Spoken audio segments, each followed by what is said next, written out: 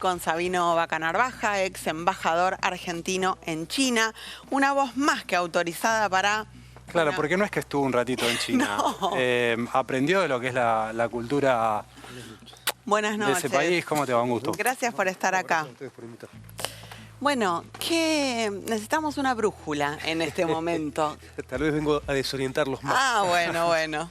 Complejizar o a problematizar. Es así. Sí, claro. ¿Qué se puede esperar de la reacción de China frente a un Estados Unidos que ayer veíamos las curvas, ¿no? De cuánto representa China en el PBI mundial, cuánto representa Estados Unidos en ese porcentaje también, cómo esas curvas se han ido acercando y en un momento Trump patea el tablero y dice las reglas de juego que han regido hasta acá no me sirven más, quiero jugar otro juego. Sí, eso básicamente. ¿Y hasta dónde se puede esperar que sea una reacción de China? Bueno, primero como estamos hablando de Trump, tenemos que volver a la primera guerra arancelaria, que muchos de los analistas, y yo comparto, analizaban que el esquema de fondo de esa primera guerra arancelaria era el tratar de imponer un freno tecnológico a los grandes avances que venía haciendo China, sobre todo en el campo de las telecomunicaciones, igual en los semiconductores y en otras aristas más.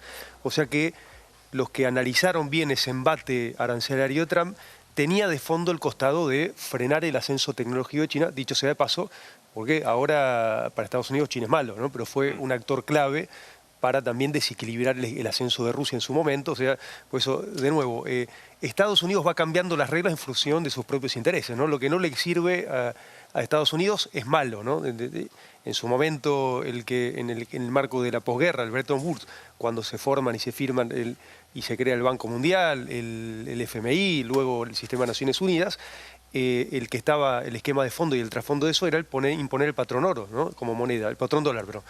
Y ahora, esta segunda embate arancelario yo creo que tiene de fondo el esquema monetario, ¿no?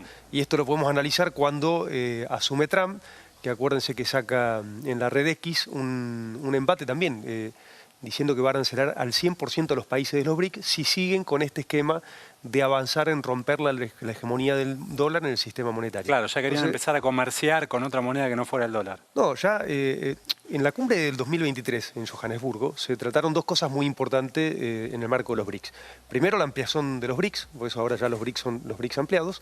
En ese momento se sumaron 6 países que incluían el honor de sumar a Argentina. Y el otro eje central en esa cumbre, en Johannesburgo, en Sudáfrica, fue el uso de las monedas para comerciar entre los propios países miembros de los BRICS. Pero ¿por qué se da esta discusión muy fuerte en el 2023? Porque cuando sucede la invasión de Rusia a Ucrania, acuérdense que Estados Unidos y Europa ponen sanciones económicas muy fuertes y empiezan a utilizar el código de transacción interbancaria, que es el SWIFT, y lo empiezan a bloquear a Rusia. Entonces, primera alerta, los países emergentes dicen, esperemos un poco, si Estados Unidos está usando esta herramienta técnica como un arma política, esto puede usarlo con nosotros en el futuro. Entonces se pone la primera alerta. Pero la alerta más importante es qué pasa con cuando le detiene y le bloquea el código. La economía rusa se fortalece. Entonces la otra reflexión es, al final el dólar no solo no te sirve, sino que a veces te puede complicar. Y acá viene la discusión de fondo que empieza a darse en ese año fuerte en los BRICS, pero que China ya la venía trabajando, porque acuérdense esto del swap y volvamos a las palabras de Claver Carone, ¿no? Con respecto al swap de China. ¿Pero por qué dice esto Claver Carone? De nuevo, porque está desnudando el verdadero objetivo de esta guerra arancelaria. Porque el primer paso de internacionalización del renminbi de China tiene que ver con el swap, tiene que ver con los créditos. Esa es la primera etapa de empezar a impulsar en su moneda, y nosotros acuérdense que utilizamos esa estrategia de China en favor nuestro porque en el tramo, cuando teníamos un problema de estrés de divisas muy grandes, le pedimos a China que parte de ese swap usarlo como crédito, y de hecho se usó para pagar el fondo, que acá hay que tomar un elemento... ¿Fue en qué año? En el 2023. 2023. En el 2023 nosotros teníamos un problema enorme de ingreso de divisas, producto de la sequía y producto de otras situaciones. En realidad es el problema histórico de Argentina, sí, claro. Porque fíjense ahora, con este gran ajuste, esta liberalización de la economía, seguimos teniendo 80.000 millones de exportaciones, ¿no? Argentina debería estar hace 3 años duplicando las exportaciones. Ahora vamos a hablar de eso también de fondo. Pero lo que quiero ir con esto es que en ese momento... se usó ese swap como crédito y China, que como dice Milei no te pone condiciones, nos dejó usar ese swap también para pagar al FMI. que fue un impacto muy fuerte, porque se pagó en yuanes. El swap viene en yuanes, por eso es el esquema de la pérdida, porque cuando se devalúa ese yuan es convertible al dólar y bajan también las reservas. Pero dentro de ese, hoy representan casi 18.000 bonos. Fíjense que es bastante equivalente a esta nueva deuda que da, y por eso Claver Carone dice esto. Pero bueno, en ese momento... Lo que yo decía respecto de lo que dice Claver Carone es, dame los 20.000 millones sin condicionamiento, sin que te los tenga que claro, aparte devolver. es insólito, porque él dice, te condiciona China, ¿no? Está condicionando él. Pero además es insólito porque este anuncio de los 20.000 todavía no sabemos, va a ser en cuotas, seguro. O sea que de un lado te dice, te voy a dar en cuotas, en años o en meses, y el otro lado dice, deshacete de 18.000 millones. O sea, es un suicidio lo que le están proponiendo a Milei. Pero bueno, yo creo que uno de las grandes malas caracterizaciones que hace Milei es precisamente el escenario internacional, y Argentina está el peor del mundo, porque se subordinó políticamente a Estados Unidos y se subordinó también económicamente a China.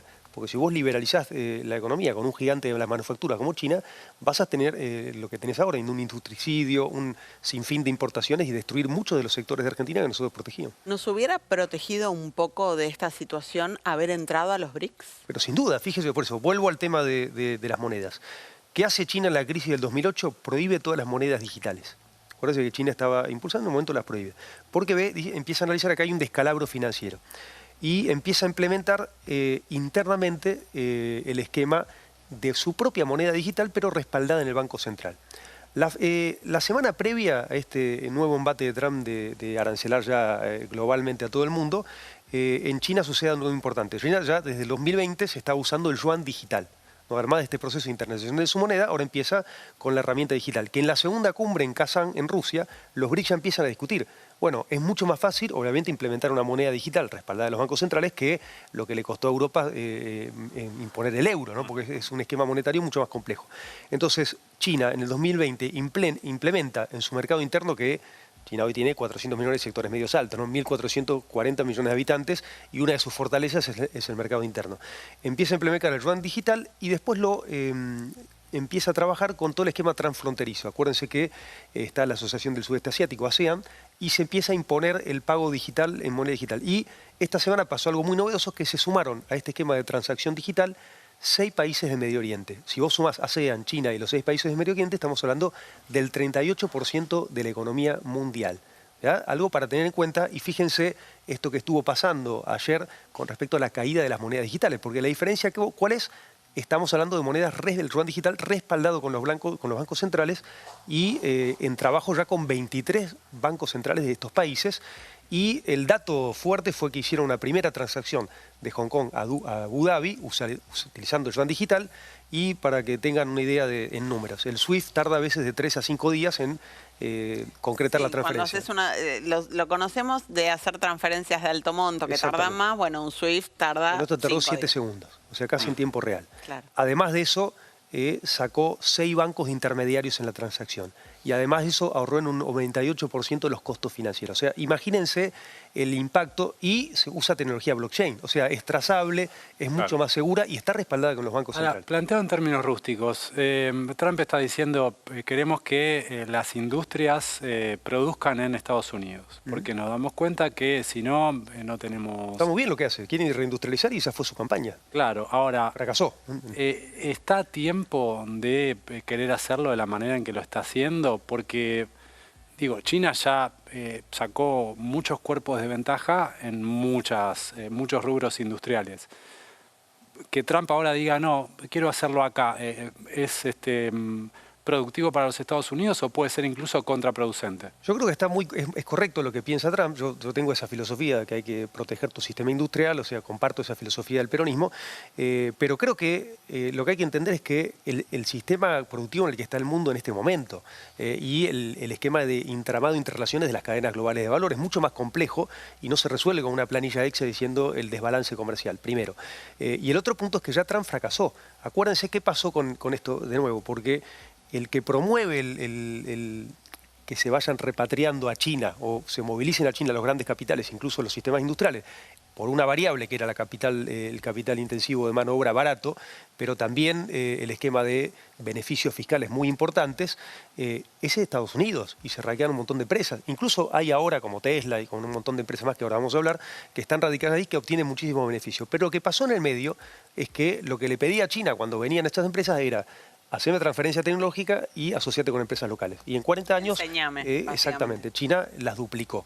Entonces, y hoy China es la que produce más autos en el mundo, 33% de los autos del mundo, o sea, ya supera, si vos sumás Estados Unidos, Europa, Japón y Corea del Sur, China produce más autos que todos esos bloques y países, y además el 40% de ese 33% total es autos eléctricos, lidera la electromovilidad, que es el esquema del futuro. Entonces, le ganó ampliamente la carrera productiva. Acuérdense esta frase de Keynes del libro Las riquezas de las naciones, ¿no? Las naciones ricas no son las que tienen capacidad de acumular, sino de producir. Yo le haría una actualización, sino el modo de producción. Porque acá, a mí lo que me pasó cuando yo visité China, que venía estudiando y que dije, bueno, voy a observar cómo está sucediendo esto de la revolución de las telecomunicaciones, lo que se llamaba la Internet de las Cosas, la cuarta revolución industrial en los sistemas productivos autónomos. Y la verdad que me encontré en un futuro mucho más avanzado, porque ya estaban usando la inteligencia artificial en los procesos productivos. Entonces las discusiones cuando yo iba con las tecnológicas ya no te decían con respecto a fierros tecnológicos. ¿Viste? Ibas a Huawei y decían, no, nosotros ya tenemos el 6G, el 7G, estamos discutiendo cuestiones morales. Digo, ¿cómo cuestiones morales? Estamos discutiendo hasta dónde le cedemos a estos algoritmos las decisiones. Y yo me encontré en muchos sectores productivos y empresas ya un algoritmo siendo parte del directorio, ¿no? Obviamente con mayoría humana, pero por eso digo, estamos... ¿Y esto qué quiere decir? Que están aplicando esta tecnología al sistema productivo. Entonces ya el desfasaje es grande y les recomiendo una entrevista que le hacen a Tim Cook, el CEO de Apple, donde le preguntan, estuvo y lo recibió el Ministerio de Comercio chino para que vean la importancia que tiene Apple ahí, y le dice, ¿usted está acá, radica sus empresas por la mano de obra barata? Y dice, no, hace años que ya no es así esto en China. Les voy a explicar por qué yo radico mis empresas acá. Porque el tipo de manufacturas que tenemos nosotros necesita de ingenieros especializados en todo el esquema del diseño de herramientas y el manejo de herramientas muy precisas. Es un saber muy preciso y muy codiciado. Y les quiero contar que si yo estaba en un estudio semejante a este, dice, si yo convoco en Estados Unidos a ingenieros de herramientas, tal vez no lleno este estudio, pero si lo conozco en China puedo llenar 10 estadios. Dice esto Tim Cook, Bueno, ¿no? es que Mostrando el está claro reflejo que del... Estados Unidos no tiene la capacidad de producir al nivel de lo que consume. Ahí también va a aparecer una tensión interna para Trump. ¿Y por qué digo que fracasó en el primero? Porque cuando él le pide en su primera presidencia a las empresas, repatríense, ¿no? Esta relocalización. Y de nuevo, les habla con el amor, con el corazón y les responde con el bolsillo. Lo primero que le dicen a Apple es, yo donde más vendo iPhones en China, no vuelvo más. Y ahora son 400 millones de sectores medios. Quiero decirles que China planea duplicarlo en 10 años y generalmente cumple los planes. Entonces, Estados Unidos está en un declive comercial, que esto es claro, está en un declive logístico, porque esto que dice Groenlandia, del canal de Panamá, tiene que ver con volver a encontrar los corredores logísticos del mundo y se le están desfasando. Tiene un declive tecnológico, claro declive tecnológico. Trump asume en esta segunda presidencia, dice, vamos a iniciar el Stargate con las inteligencias artificiales. Aparece un grupo chiquito que se llama DeepSeek con Liang Wanfen de 39 años, que le pasa el trapo a OpenAI, a ChatGPT, gratis. Con eso, el diagnóstico de Trump parece el correcto. Es correcto, él dice, Estados Unidos está en declive, tenemos que regionalizarnos. Claro. La realidad que yo creo que llega tarde, porque, de nuevo, el último declive es el monetario. Entonces Trump dice, con cierto grado de lucidez, dice, ya no somos lo que éramos antes, reorganicémonos hacia nuestra región, problema para nosotros, y dejemos que se avancen en grandes bloques de energía, y hace lo que él, la verdad que hace bien, que es la negociación con el garrote, ¿no? Pega el golpe y después negocia. Por supuesto, repito, nosotros estamos el peor de los mundos porque tenemos un subordinado. Y de hecho, fíjate que Trump habla bien de Sheinbaum cuando se le planta, tiene cierto respeto por Putin, ha tenido negociaciones con Xi Jinping y esto es un esquema de negociación. Yo comparto con que ahora China está muy agresiva. ¿Pero por qué está más agresiva? Porque ya le pasó Trump. Ya conoce lo de Trump. Para los términos de China. Para la paciencia estratégica que tiene, no para nosotros. Nosotros decimos, está perfecto. Con Milei. No, y las cosas que le dijeron y le renovó el swap crédito y demás. Exacto. Ellos tienen un concepto de paciencia estratégica. Lo que pasó ahora con esta segunda presidencia es que ya tiene el sistema productivo, tiene la moneda digital, tiene las capacidades, porque acá lo más importante es esto. En este proceso, China ya en cada año se gradúan 1.500.000 ingenieros. En Estados Unidos 200.000. Entonces, y encima Estados Unidos empezó con esta paranoia de los espías, empezó a tener una fuga de cerebros y de científicos producto de esta paranoia Sí, están actual, sobre todo deportando de empezar a decir que había espíos chinos.